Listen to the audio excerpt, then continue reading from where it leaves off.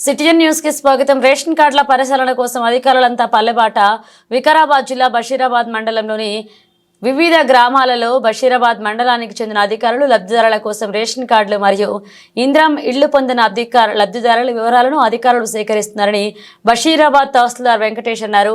నిజమైన లబ్ధిదారులు ఎవరైతే ఉంటారో వారి కోసం ఎంపిక చేయడం జరుగుతుంది అని అధికారులు అంటున్నారు. అయితే ప్రభుత్వం 4 ప్రభుత్వ ప్రధాన పథకాలను అమలు చేసేందుకు జిల్లాల్లో మండల స్థాయి అధికారులు క్షేత్రస్థాయి పర్యటన ప్రారంభించారు. వికారాబాద్ జిల్లాలోని 4 నియోజకవర్గాల పరిధిలో సుమారు 10 లక్షలకు పైగా జనాభా ఉన్నారు. కాంగ్రెస్ ప్రభుత్వం ఇందిరమ్మ ఇళ్లు ఇస్తామని ప్రకటించిన నేపథ్యంలో ఇటీవలే పట్టణాలు మరియు పల్లెల్లో ఇంటింటి సర్వే నిర్వహించారు. అయితే మరొకసారి పరిశీలించి అర్హుల జాబితా సిద్ధం చేయనున్నారు.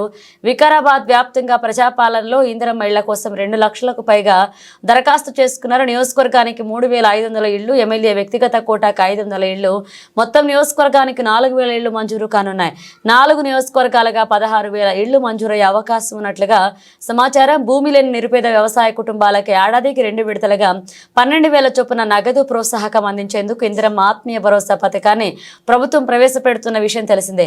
ఈ పథకాలను నిరుపేదలకు అందించేందుకే మండల స్థాయి అధికారులను ప్రభుత్వం నియమించినట్లుగా సమాచారం.